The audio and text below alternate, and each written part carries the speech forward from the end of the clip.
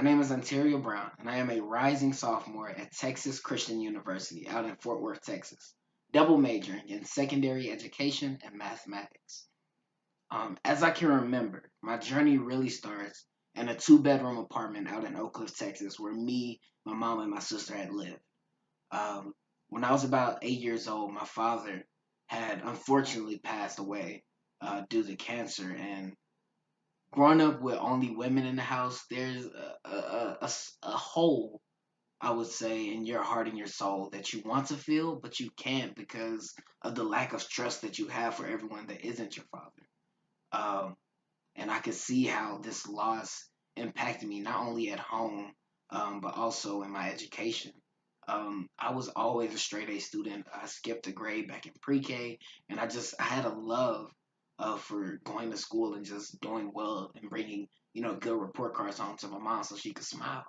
But seeing my mom cry every day and not being able to help her, I mean, it just made me take a wrong turn in life. Just trying to be the class clown and cutting up, having my mom have to come to the school every day due to calls from the principal's office. I mean, it was just terrible. I didn't have that direction that I feel I needed, that I feel I could have been provided from my father or a strong male figure in my life.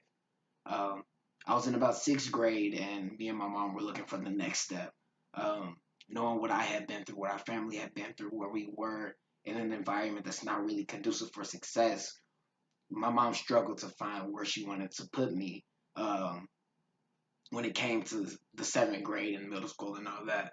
Um, One thing that I did love, however, was math. That really kept me grounded and focused because it showed me that yes, I can be good at something. I mean, it always came easy to me, and I just absolutely loved it. I outperformed a lot of students in my class, so I just loved being the best at math. My school, A.W. Brown, would host some of these math camps on the weekends, so we would always go, and they would have fun math games and activities that we can go and just have fun as a family, just to instill that focus on math and STEM overall. So one day, by the grace of God, we were walking down the hall, coming from one room in a math game that, of course, I had won. But we were walking down the hall, and there was this man sitting at a booth or table. Um, and we walked past him. He said, "Come here," and he was asking my mom what grade I was in, and he made me shake his hand. He said, "No, shake it again," because it was a weak handshake. So he said, "Shake my hand again." I shook it, and he just started telling us about this school that had concocted, called the Barack Obama Male Leadership Academy. Um, I'm glad my mom was there because once he said that it was an all male school, I mean, I completely tuned out. You know how young boys are back in sixth grade. I mean, girls was really, the having a girlfriend on your shoulder was really just the bragging rights of the sixth grade or seventh grade or middle school. So, I mean, once he said it was all male, I wasn't really into it. But I'm glad my mom was there because she saw the opportunity. Um, she saw not only a school, but she saw a man or an educator that had a passion for not only education, but a passion to help young men, um, in particularly young African American or minority men, strive. He had a passion. Mr. Douglas had a passion to help young men redefine the stereotypes that have been placed on them from society to show them that yes, we can come from this, but look at what we can achieve. Yes, we come from fatherless homes. We come from tore down neighborhoods. We come from just absolute trials and tribulations. That just that many people would think that no, you can't make it, but through his love for not only the education system and the true power of education, he used that to turn me into what I am today.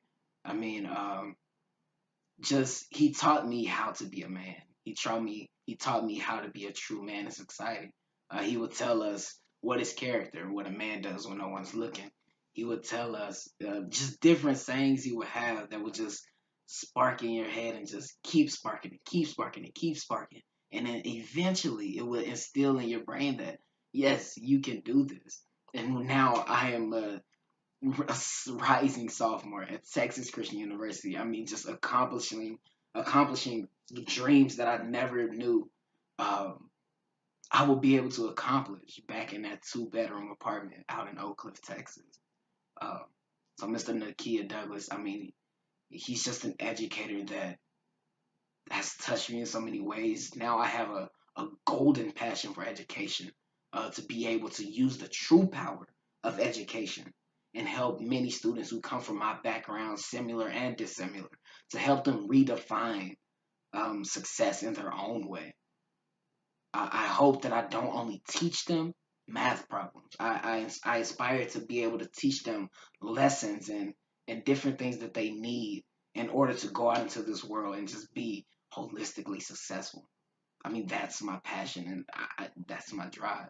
And Mr. Douglas truly inspired that and lit that fire that I only hope that I can continue to carry. Thank you.